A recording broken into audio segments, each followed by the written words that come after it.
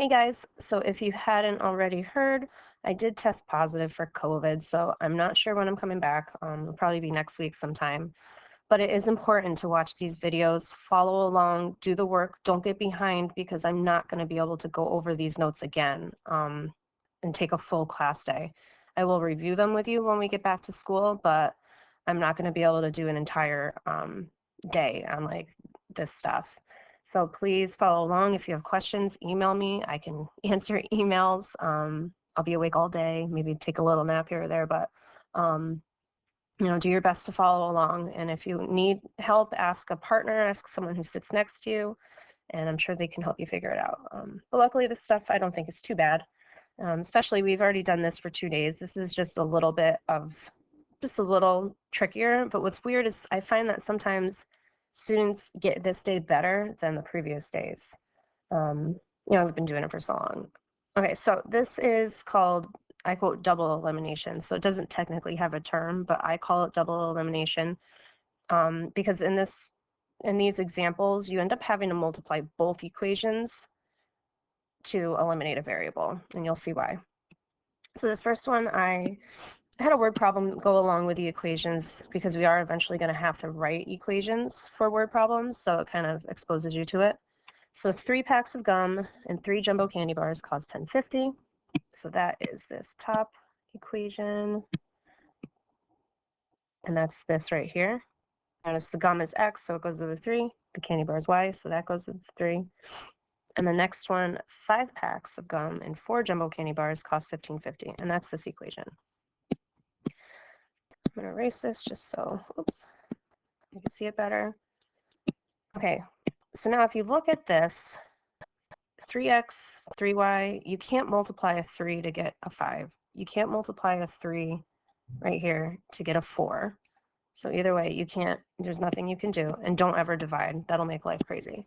So what you can do is multiply both equations so that you can get an opposite coefficient.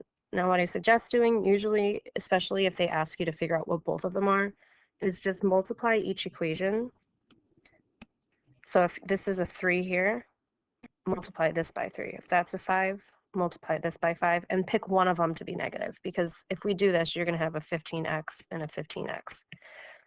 But you need one of them to be negative, so let's just do the bottom one because it's easier that way. So now we'll have these, and they'll go away. So we have 15x.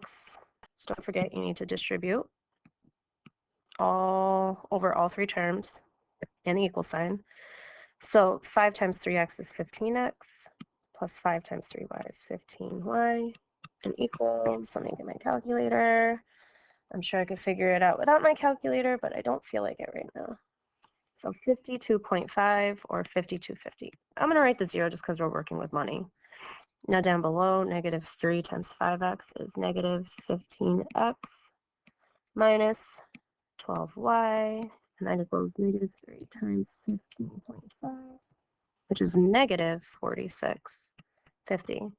Now don't forget to distribute that negative, because if you don't, then you're going to end up adding 46 to 52, and it'll make things obviously not right. Okay, so 15y minus 12y is 3y. 52.5 minus 46.5 equals 6. Divide by 3. So y equals 2. So jumbo candy bar is $2. But they ask for the cost of the pack of gum too, so we have to plug that in. So we're going to take our $2, we're going to plug it into either equation. I'll just do the top one. So we're going to do 3 times 2 plus 3 times y equals 1050. And then now we have an equation with one variable. So we got 6 plus 3y equals 1050. Now I do want to know this 6 right here, what that represents. So take a second, figure out if you can, see if you can figure out what that value actually is. Oh goodness, my brain. Okay, I need to back up because I just realized. I'm like, wait a minute, we're finding x. I plugged y into x, not y. Okay, so we got to redo that. Sorry about that. Remember, it's okay to make mistakes because then you guys will be like, oh, she made a mistake, and then you won't do it. So that's actually something that I see often is someone solves for a variable here and then accidentally plugs it in for x instead of y. Okay, so now we got 3x plus 6 equals 1050. So that 6 is the value or how much you're spending on just the candy bars. So if you take away how much you spent on candy bars, what you're left with is how much you spend on 3 packs of gum. So if you divide by 3, x will equal $1.50. Okay, so the gum is $1.50. And then I just want to check my answer. So I'm going to do a little check right here. We'll do 3 times $1.50 plus 3 times 2 and check to see if that's 1050. So whenever you do a check, you work your way down on both sides. So 3 times 1.5 plus 3 times 2. No, this is, sorry, I'm doing it in my calculator. Yep, 1050. So that checks. Okay, let's do another one. My suggestion would be to pause the video, maybe try one on your own, and then if you're not sure how to do it, come back. If you feel really good about these, remember the answer key is in Google Classroom for the notes, so you can do them on your own and then check the answer key. I guess the video is probably nice though for some of you who are confused because you can follow along and get some extra help. At the end of this video too, I will do some of the homework problems too if you want to follow along for those. It might be a little bit longer, so you might not be able to finish it in class, but that's okay.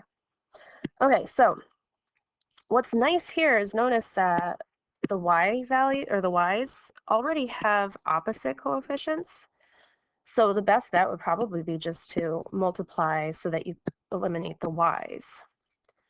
So what you can do, but remember there's going to be 2 ways to solve all of these. You can multiply the front ones like this, so a 4 and a 3. In this case, I'm going to do a 5 and a 2. So now I only have to multiply by positives because when I distribute, I'm going to get a 10y and a negative 10y. And that's what I want. I want opposite coefficients. So we got 15x plus 10y equals 26 times 5, negative 130. And then we got 8x minus 10y equals negative 8. So 15 plus 8, we got 23x. All y's go away. And then we got negative 138. Ooh, I hope that's divisible by 23. If it's not, I probably did something wrong. I'm not gonna have decimal 25. Yahoo! So negative 6. So x is negative 6. So I'll plug negative 6 in for x. Just do the top equation. At negative 18 plus 2y equals negative 26. I'll add 18 to both sides. Negative 26 plus 18, that's negative 8. And divide by 2. So y equals negative 4. And your solution is negative 6, negative 4. Oh, I don't think I did that up here today. Oh, I don't need to do that up here for number 1 because these are word problems. I'm not going to write 1.50 comma 2. This one we have no, there's no association with the word problem, so we're just going to do an ordered pair. Okay, next one. So we got to multiply both because you can't multiply 4 by anything to get 5 or 3 by anything to get 4. I'm just going to do the opposite ones. Multiply this by 4, multiply this by 5, and do a negative so that I get, oh, I did that wrong. Sorry, I was backwards.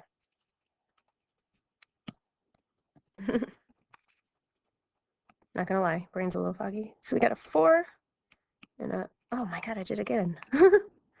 A 5 and a 4, and we'll do a negative. There we go. 3rd time's a charm. So we got 5 times 4x, 20x, 5 times 3, 15y, equals negative 5. Don't forget, there's a negative there. Then we get negative 20x minus 16y equals negative 4.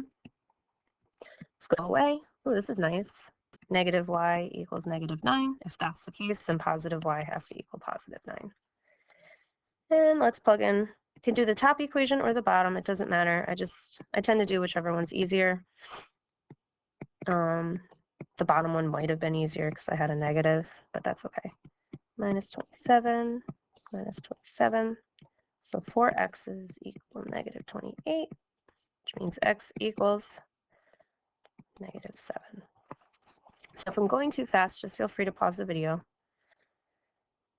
And then our solution is negative 7, comma 9.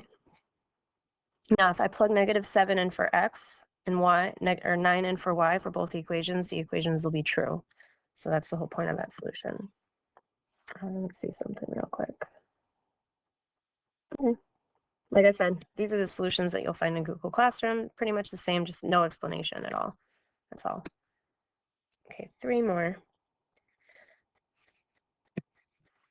Now, if you're asked to solve for y, you're going to want to eliminate x. So if they said solve for y, then I would 100% multiply this by 7 and that by negative 5, because then I'd be eliminating the x's. If I said solve for x, you would want to multiply by, you would want to do 10 and negative 9. Well, that's for solve for y, but if I wanted to solve for x, that's what I would do. Okie dokie, so we got 35x plus 63y equals negative 70. Negative 35x minus 50y equals 6. Remember, just distributing through across the equal sign, which honestly, let me show you this really quick, which is the same thing as just multiplying everything by. If you did this times 7, this times 7, this times 7, and this times negative 5, this times negative 5, and this times negative 5. So you can do that if you want to. Write out each term with a number next to it. Okay, so the x's go away. 63 minus 50 is 13y. And negative 70 plus 6 is negative 64 divided by 13. And 64 divided by 13 is, oh, I did something wrong here. What did I do? Okay, 35x, 9 times 7 is 63, negative 70, negative 5, negative 50. Oh my goodness. I did negative 1 times negative 5 and got positive 6. We all know that equals 5. So that's 5, and now 65 divided by 13 equals 5. That makes more sense. So negative 5. So in these types of problems, if you get a decimal, so I got like 4.923076923. It's an irrational number. You're not going to get an irrational number for these answers. So you'll know that you did something wrong. Same thing on the Regents exam. Usually the numbers are either whole numbers or decimals to 2 places because we're dealing with money. So if you get an irrational number for this type of problem, you did something wrong. Okay, so 5x plus 9y equals negative 10. So I'm just taking this equation, plugging in for y. Negative 10. I'm going to add our 45 to both sides. 5x equals 35. Divide by 5. So x equals 7. So we got 7, comma, negative 5. So notice, remember, like I said, if we were to solve for y, we eliminate the x's, and that's what we did. And then you wouldn't have to go any further. Now, number 5 is a kooky one because they are not lined up. So remember, your x's, your y's, your constants, and your equals sign should all be lined up. You should be able to draw a line down through x's. Oop. X's, y's, equal signs, constants. So that's not going to work. So we need to rearrange our equation a little bit. The first one's nice. You can leave it just like that. And then this, we just got to move our 6y over by adding it to both sides. So 3x plus 6y is going to equal 12. Then you're all lined up. I'm going to eliminate the x's, so I'm just going to do a 3 here, a -2 down below. We got 6x plus 12y equals 18. The bottom one, we got -6x minus 12y and -24. This looks like it's going to be a funky one. Okay, so 6x minus 6x is 0. 12y minus 12y is 0. So because everything on the left-hand side canceled out, I'm going to write a 0. You can't leave it blank. And then 18 minus 24 is -6. We all know 0 does not equal -6. So remember, if it's not equal, there's not a solution. Or you can just say, I'm just trying to match it up. So not equal, not a solution. So no solution. And then one more. So the bison, oh, I didn't do equations for this one. So introducing you to word problems a little bit. So the bison soccer team goes out for pizza after a game. So I would pause the video, read through the problem on your own. Sorry, I gotta take a drink real quick.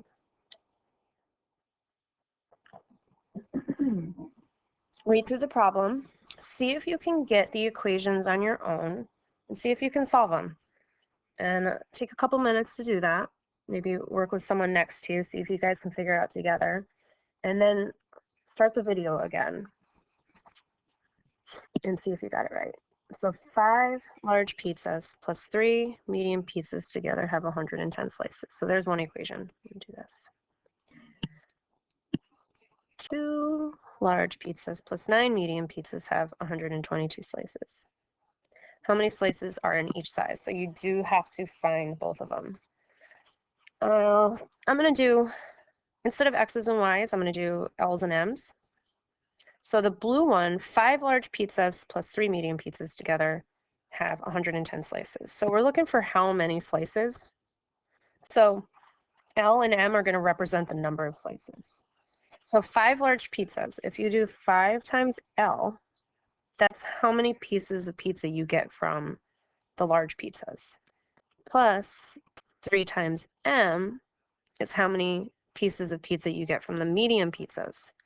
When you add them all together, you should have 110 slices. So this is the number from large plus the number from medium, and that's going to equal the total. That's where these equations are coming from. And then the next one, 2 large pizzas, so 2 times L, because L is the number of slices. That'll tell you the total from those pizzas. Plus 9 medium pizzas is 122. Ooh, now we actually don't have to do double elimination, because if you look right here, we can eliminate the m's super easy just by multiplying. What would we multiply by? Take a second to think about that. So if we wanted to eliminate one of the variables, m would be the easiest because we can just multiply this by -3. So we have -15L minus 9m equals -130. So I just distributed that -3. And then we have 2L plus 9m equals 122. Now our m's go away. So -15 plus 2 is -13L. And -130 plus 122. I know I could do this in my head. -8. This doesn't seem right either. What did I do wrong here? Because if we divide by -13, that's not going to make sense. -130 plus 122 is -8. -15 plus 2 is -13. 5L plus 3m is 110. 2L plus 9m is 122. How many slices are on each side? I'm trying to figure out what I did wrong here. It doesn't make sense. I'm going to pause the video and try to figure that out, okay? Okay, I figured it out. I bet you guys did too, and you would have been screaming at me in class saying, Miss C, -3 times 110 is not -130, it's -330.